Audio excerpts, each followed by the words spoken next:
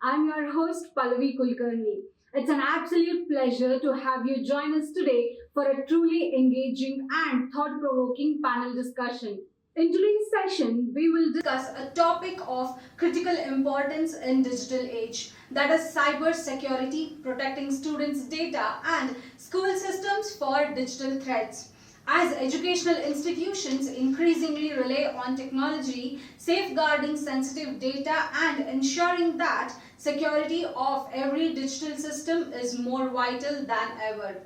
To explore the gravity of this issue and share their expert perspective, we have joined by a distinguished group of leaders at the forefront of transforming the landscape of education and technology. These experts are not only driving change but also helping to shape the future of how school and students navigate the digital world securely. Without further ado, let's meet the incredible panel of experts who will guide us through this enlightening conversation. Introducing our esteemed panelist, Dr. Sudhir Hegde, MBBS, MD, FRCR, is a radiology expert with 20 years of experience performing thousands of procedures.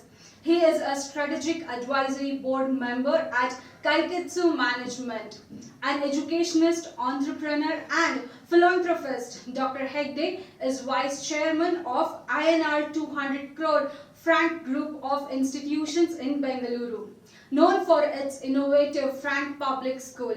Formerly a senior consultant radiologist and head of radiology at BGS Global Hospital. He oversees 120 X-rays, 60 CTCs and 40 MRIs daily via teleradiology. We are extremely happy and honored to have you on our panel, sir. Welcome to the show. Thank you. On the next panel, we have Ms. Rama Shanti Cherukuri, Principal of New Cambridge International Public School since April 2023. With a strong academic background including a university diploma in early childhood education, BA in public administration, BEd and MA, Ms. Cherukuri is dedicated to advancing educational and co-curricular programs. She has led teachers' development initiatives, managed the CBSE affiliation programs, and focused on helping grade 10 students excel. Additionally, Ms. Cherukuri has been an active member of Sahodya School Complex and has organized cultural functions and workshops to learn and enhance the students' educational journey. Welcome to the panel, ma'am. Thank you, ma'am. Now, I'm happy to introduce Dr. Ramya Nagaraja, the academic head of Frank Public School located in JP Nagar, Bengaluru, Karnataka. With an MBBS and an MD in obstetrics and gynecology, Dr. Nagaraja brings a wealth of expertise to educational sector. She has been the helm of Frank Public School for over 12 years. Her leadership and dedication have been pivotal in shaping the school into an institution of academic destination. Welcome to the panel, ma'am. Thank you, ma'am. So with that, let's start our panel discussion with my first question to Dr. Sudhir Hegde. So sir, with your experience of having such prestigious institutions, I hope your school, your institution is extremely tech equipped. So with that experience, I want to know what key cyber security policies should every school have in place so that every data is secured? Regarding the schools, and we are very less equipped for the cyber security because most of our systems are outdated in schools because we are not like any other IT companies where we need very high-end computers with the good memory and recent softwares. With whatever the basic textbooks which we have in the school, we have all the basic softwares, and to then run the softwares we usually have the basic systems, and our technology is always downdated. And regarding cybersecurity, the access for individual computers about the internet, that will become a challenge. If it's a standalone computer, yes, you can still manage it. But with the edtech improving, with the IT background, we do need an IT infrastructure. And we are very poorly equipped. The only reason I say for all the schools is they need to have a central server where all the firewalls should be built, where all the encryption should be built, and then from the central servers, all the Wi-Fi and internet should go for individual systems. In this way, all the other systems which is coming on the outside of the server will be protected. That's a great answer, sir. So my next question is to Rama ma'am. So how do you balance the need for robust cybersecurity measures with ensuring that student and staff have easy and equitable access to digital learning tools? Definitely, ma'am. It's actually a balancing act and a very sensitive. As one hand, we need to balance, okay, by protecting the sensitive information of the staff and students. And other hand, if you see, this security, we should not slow down the usage of the digital learning, because digital learning we cannot take away from their educational system. It's a part of it. So how to handle that, how to incorporate, it's a very sensitive thing. See, what I feel is that we can implement some, security measures, maybe by two-factor authentication nowadays, it is coming up, like, which are as invisible as, for the students and the staff, where they're very comfortable in using the digital learnings nowadays. See, ma'am, what I feel that by integrating, like cyber, some training, some awareness program, first of all, we should make them understand why the security is required. Okay, and after that, in turn, it makes, if they understand why it is required, and they understand why they are placed everywhere, the things are placed properly. Okay, so I feel that, first of all, the children and the staff has to be make awareness of the digital threats, and with the help of the cyber security, we should have implement, I think, the digital learning, the authentication process, it can be embedded in the, the platform itself, so that it makes the people in the sense like the students and as well as the staff for the easy learning and usage of the tools. Because present generation, they cannot take away from the digital learning. Right. It is like, they are going, like a railway track, it is happening right now. So with that, I feel that, more awareness programs, more security, but as I already, specified, this awareness security should not slow down the process. Okay, yeah. It should not slow down, because time is very, precious nowadays. So it should not, in that way, it should be quick in accessing the tools. So it's all in the hands, of the cyber security nowadays. I think we can have some type of the companies where they can, the securities can, the embedded in our tools, where, they protect all the sensitive information of the students and the staff. That's what I feel, ma'am. That's a great answer, ma'am. So my next question is to Dr. Ramya. So how do you manage the increasing volume of digital tools and apps used by students, ensuring they are secure and compliant with privacy regulations like FERPA? So basically, how students are aware, like how secure they are. Yeah, as ma'am told, more of training, orientations knowledge should be given to the students as well as staff, and also parents. True. Because Family Educational Rights and Privacy Act, which you told, FERPA, yeah, is a federal law in the US. Similar law should be brought into action here as well in India. We have, but it is very limited. But for the overgrowing, I would call, overgrowing digital world, overgrowing digital access, we have to have some privacy act which can protect our children. Of course, digital tools and many webinars, like meetings, these things are like hybrid classes, these things are introduced nowadays, which actually makes the access to the third party easy. Yes. So, as ma'am told again, third party involvement in the cyber security would protect our programs. Right. So that's a great answer, ma'am, to involve the third person who is expert in knowing the technology, who are dealing with the domain 24/7. They are the best people to bring the security within the system. Yes. So yeah, that's a great move. So adding to ma'am's one point, sure.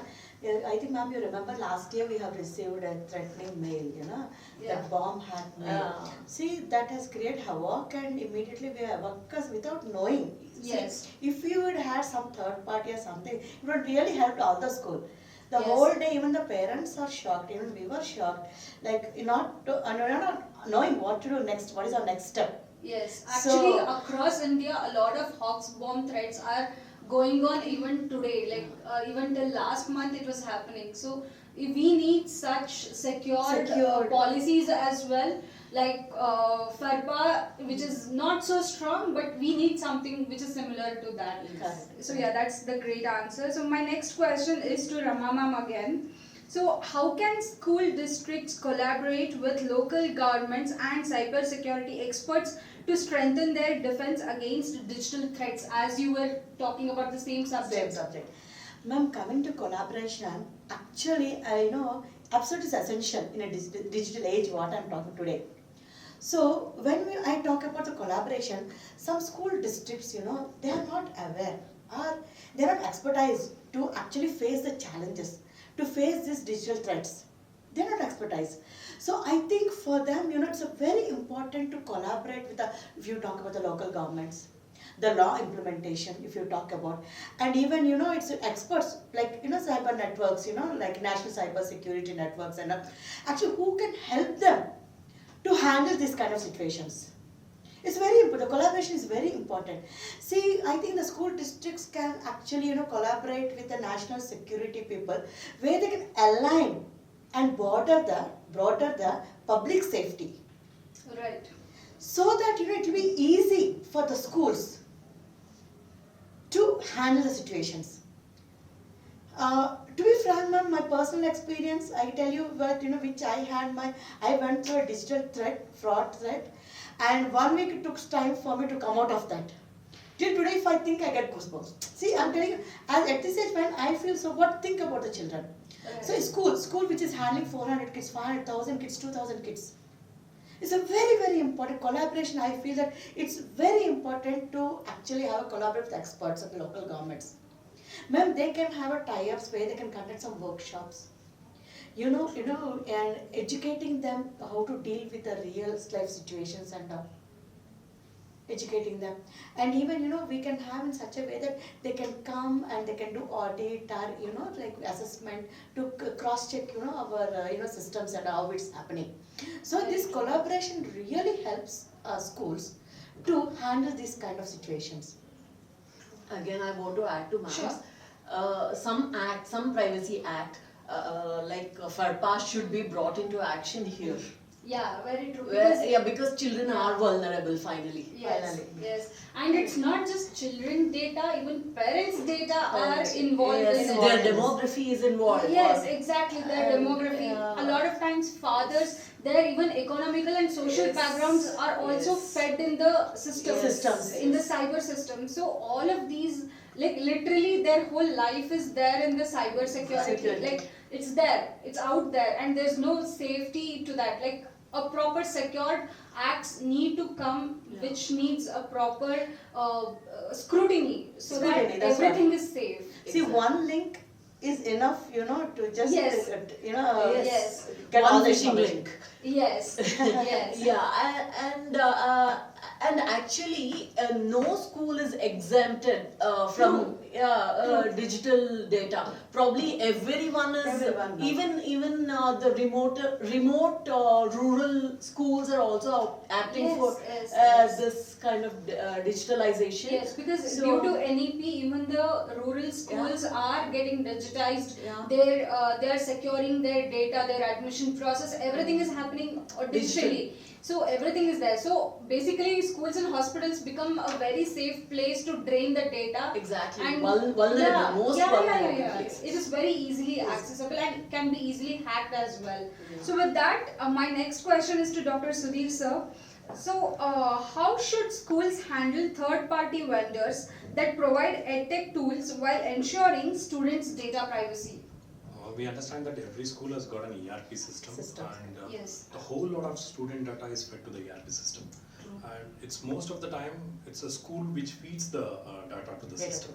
Yes. So there is always a third party vendor who at the back end who will be maintaining it. So it's definitely be visible to him because he has to give us the back end support, because any school for that case using ERP is not a software company to know the interfaces of that software. So needless to say, we should enter into a common agreement where the data breach should not be there even on the other side. And we also need to have a separate agreement saying that every data, whatever is there in the ERP system, should be in an encrypted manner, not visible to the third party. So in this way, if we start maintaining a very good contact with the company service providers of an ERP, I think we can avoid anybody breaching from outside.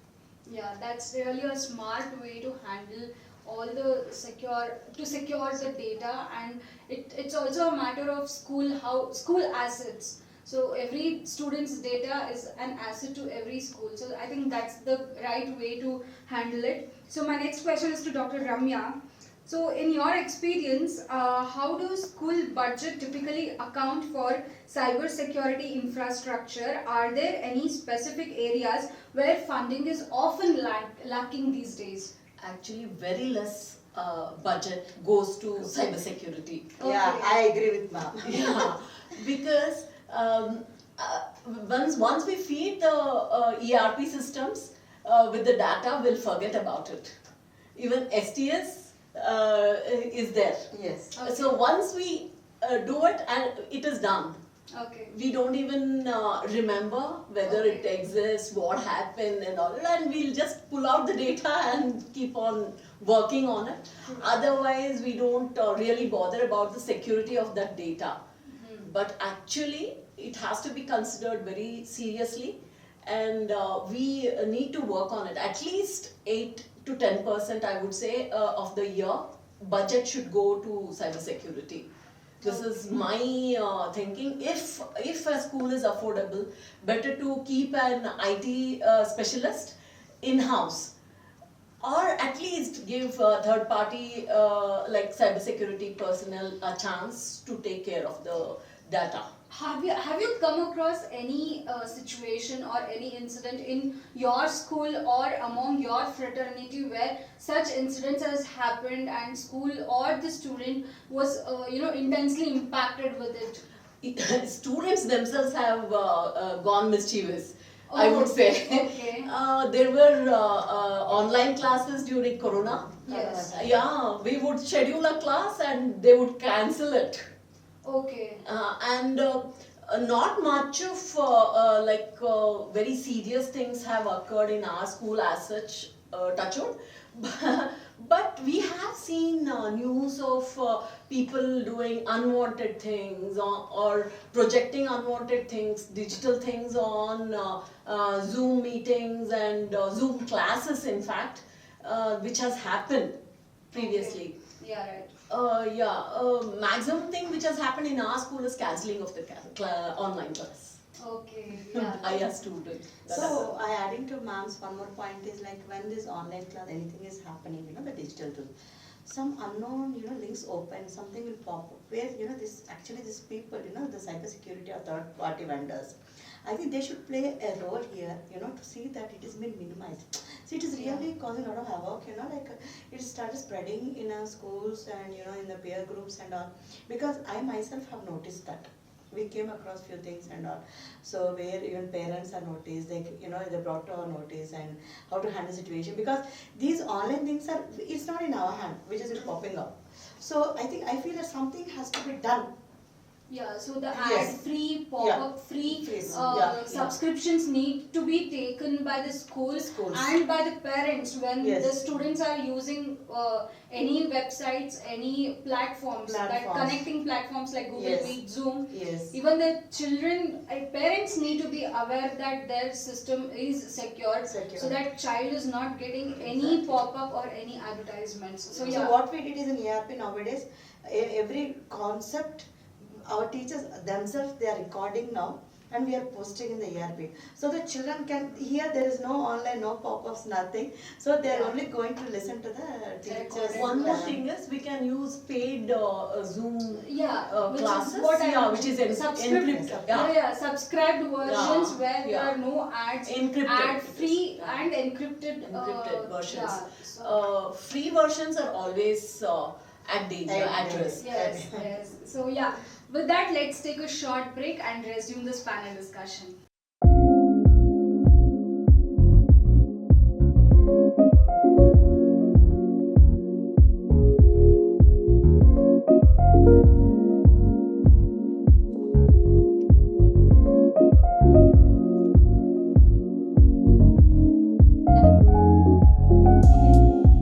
Renuka?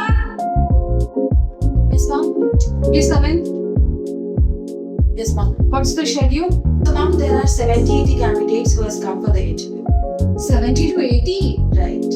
Okay, send them inside. All right, ma'am. Renuka, send the first candidate. Please come in. Hello, ma'am. Hi, please come sit. Thank you.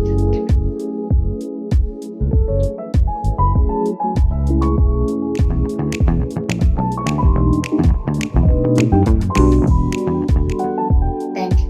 Thank you. Renuka, send the next candidate. Where can we? Yes, please come in. But is a process can I say? Yeah, sure, please sit.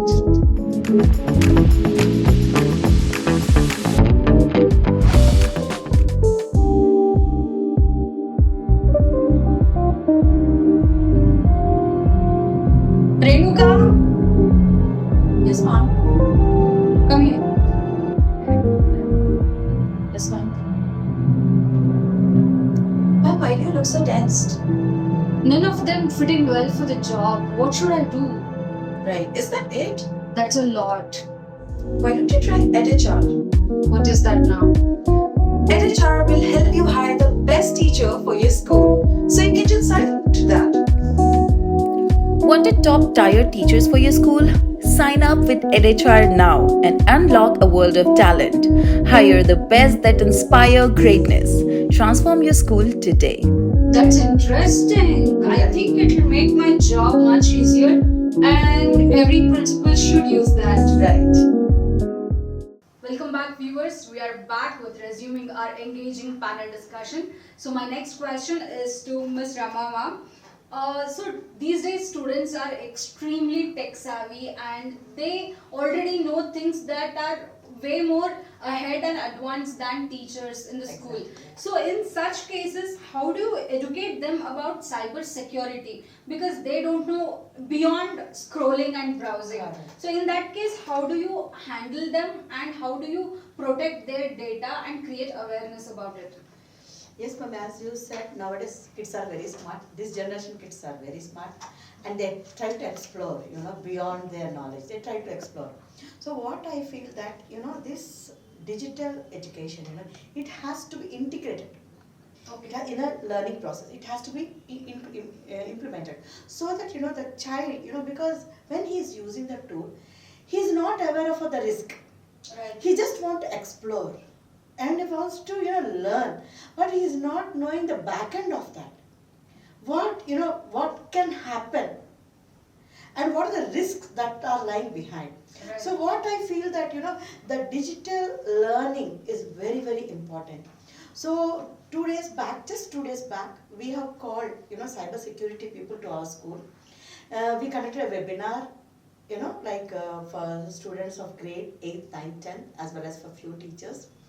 And they have given a knowledge, how to protect themselves by using all, like nowadays, they have these Instagrams, the Facebooks, etc., and how they should keep them safe, secured in all these areas and all. And by coming to your learning process, digital tools and all, even that area also they have given insight, like which tools you people can use and which sites you can browse and how you people keep yourself safe. When they are coming out, after 1 hour session, I just overheard few students, talking to each other. It really, impact them. Few, Like, yes, nowadays I think we have to start. I think we have to keep our things secured and all. See, that students are interacting with each other. So that is very important, ma'am. I feel that is very, very important. Because with this, they actually, thinking we should make them a knowledge how to create a password. Right. And why it is important to secure your personal data. True. First of all, why every phone, everybody has a smartphone, I think we create a password. We set a password. True. What's the reason for setting a password? So that we keep ourselves. That's what. So why it is, so how and why? The two questions are very, very important in child's life. Right. Which we have to give them that knowledge. See, ma'am, the kids are, at that particular age of, from, as for the child psychology, from 12 years to 16 years into that. They say they going to more explore because of the hormonal changes, if you talk about, all those things takes place. So they explore a lot. Boys in one way, girls in another way. So that is a time where we need to handle this very sensitive things, sensitive areas, We should make them educate in all these areas. True. Very, very important, ma'am. Very, very important. And this, can be always, if you make them child to sit in front of you, you dictate them one lesson, they will not listen. Right. They will not listen. The attention span is very less. True. What they like is like some gaming, Right. some fun gaming kind of thing, or it can be a some challenging game, something like that, or real life situations we can create, where in this fun way they can learn. True. Some with the real life situations. So it's a very important. First of all, the first point is it has to be incorporated in their learning process. Second thing, we should have a webinars or some third party people coming and making some awareness about the security. Third is we should make them understand how to create a password and why it is created. How can we secure our personal data and why it is important to secure. What it leads to. Everything, the child we should make them aware of everything. Because the child, they doesn't know, the cyber, that what we can say, till what extent it can go. True. They are not aware of that. Yes. So these things, I feel that, ma'am, it's very important for a child. As I told you, it's lecture based, they will not listen. Yes. It should be in a fun way, or gaming, or something realistic, creating. So in that way, I think the child we can make them some aware, a bit of change. True. That's a great way to bring awareness in children. Thank you so much, ma'am. So my next question is to Dr. Ramya. So what are the most critical steps should schools take immediately after cybersecurity breach? How can you ensure swift recovery without compromising on educational progress? What I would say here is prevention is better than cure. Correct. Exactly. So- Rightly said, madam. So cybersecurity due diligence would work better than going into breach. Right. Even if we are at stake, then immediately we'll cut down the access to that system, that particular system, and assess the damage that has happened, and obviously notify the stakeholders, parents, students, or staff, and in a sensitive way, we have to tell them how much the breach has happened and what has been leaked. And in a fair way, we have to tell them, we have to be transparent with them. True.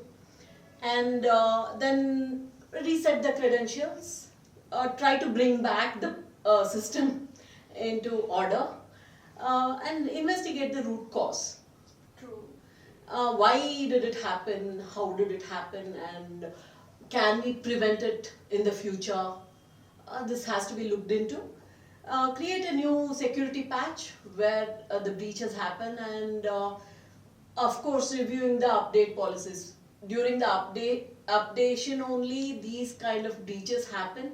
True. Multifactorial, as ma'am told, multifactorial authorization would help here. Very right, ma'am. One more point if I add is that basically we are making these policies, the security policies, make the children and staff from active, we can say from passive learners to the active participants. That's a transformation. Very right. That's what we are looking for. Yeah. If students and teachers are aware of what going to happen, the consequences of usage of every link, every website that they go, I think that will solve half of the problem. Rightly said, ma'am. So, in your experience, have you seen any breach happening, or when things have gone wrong and you tried to fix it in any of your experiences? All three of you I can had, answer. madam, one experience. Yeah. One of my student, he started receiving mails, Yeah. from somewhere from, I think somewhere from the,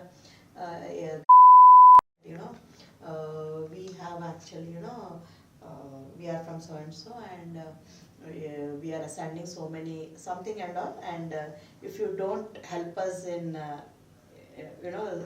distributing all these things, you will be killed on the spot. But if you do it in a reward, some bitcoins will be rewarded for you. The child, I was observing for one, he was very, very top actual scorer and very active learner. He was always on the top in studies. So 1 month we were observing the management, everybody, that he was started going down in studies. So one day when our management had a talk with him, and nothing, ma, nothing, just you be cool, okay, nothing is going to happen. He said, my complete laptop, they took into their control. They said, you can actually reframe your laptop, nothing. Just go to some, service center, hand over your laptop, tell them to reframe everything, everything will set right. But Papa, the child, it took for him 1 more month to come out of that. Yeah. See, these things are happening, ma'am. See, we are seeing the child is okay, he's open to us. Think about the child who was not open. If still Yes. he is in that trauma, Yes, yes. it could affect his life, right? Yes, that is true. Well, creating digital literacy and awareness about everything that happens on digital domain is very much important, so that everyone communicate about their issues at every step. So that is very important. Nothing, ma'am, just basically is like making the children aware Yes. and teaching them what is best for them, how to be secure. That will Yeah. really help us a lot, that's it. Yeah, so with that, my next question is to Dr. Sudhir Hegde. So, sir, where do you see cybersecurity in education evolving in next 5 years? When you take the future of the education, it's only online class. Okay.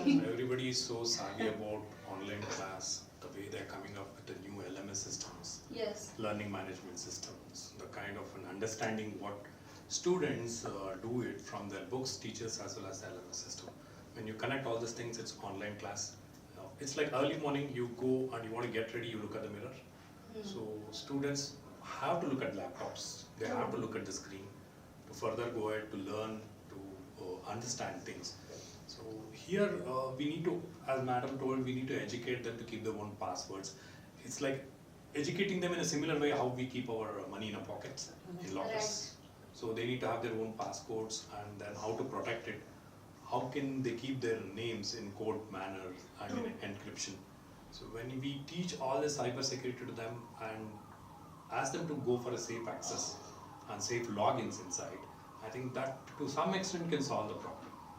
Right, sir. With that, we have come to the conclusion of this session with one open question to all three of you. Now, with the dark web coming in, it's getting intense. Earlier, it was not. It did not invade the youngsters, young students, but now it is, even students are curious with the accessibility to all these technology. So it is taking a toll on the mental health as well. So we can see in news, we can see everywhere, we can read case studies where cyber crime, digital involvement is taking toll on children's mental health. So what is your take on these cases, and how do you handle such cases if they are happening in your school or in your purview? As ma'am told, educating, orienting, parents' involvement. It is not only we school people who are responsible, parents should also take responsibility of educating the children. We of course do, it is our duty. And educating will help us to solve at least 60% of the problem. Next 40% the children should be aware when they are into the gaming or any tool for that matter. When they are into it, they should be aware what they are doing, how much personal data they are putting into the system, the software, what it is asking for. They should be aware, and if they can involve the parent there too, whether it is safe, whether it is not safe, the parent can guide the child before entering into that game or whichever tool that is being used. Even the school has to be like nowadays AI is invading Yes, yes, yes. into every system probably. True that. So school is not spared. Yes, So even the eye movement during the exam is identified. yes, If when AI is used. yes, So online exams we have seen JEE yes, and all, they will be monitoring the eye movements as well. yes. So these things when they are getting into, they are like face the biometric is accessed Yes. by AI, yes, then you are completely vulnerable, completely available to the dark web. Yes. So you should be aware, yes. you should know what you're doing. You This should is what- basically watch the footsteps that you're Yes. leaving Right. behind. Yes. Footprints Adding of to the like students. ma'am's point, like ma'am, instead of blaming somebody or something, better to be aware and learn about it and be away from it. Yes, very Correct, ma'am. See, we say that when a person is very weak, he'll be cheated a number of times. It is not, the person who is cheating him. That's not the person who is getting cheated is a problem. Correct? Same way here. See, instead of blaming, see, it's a word, ma'am. It's a technological word. Many things are coming up. We can't blame everybody here. See, first of all, even here, actually, to be frank, in a school, if you talk about, we can't be behind the security, cybersecurity, because we do have other areas to cover. right. Correct. So we play a very little role there, but more is parents' side. After going home 4 o'clock, what the child is doing at home till 10 o'clock is very, very important. Right. So parents, I feel that even we have to conduct training programs, awareness program for parents too, where even they can actually, cross-check what the kids are doing, what, they're exploring, what their sites they're browsing, etc., etc. So they play a very crucial role, to be frank, parents. Right. See, from morning till 4 o'clock with the child, we are dealing with them with the different areas, not with one area. True. So that's what I feel. I feel that we should not blame anyone here. We should be aware, educate ourselves, aware of things, and be safe. That's a great answer. Thank you so much. I thank all three of you for taking your time and being on the panel discussion. So yes, with that we have end our panel discussion. For more such engaging videos, log into our website www.theenn.com powered by Education Today. Don't forget to like, share and comment on this video and subscribe to our channel.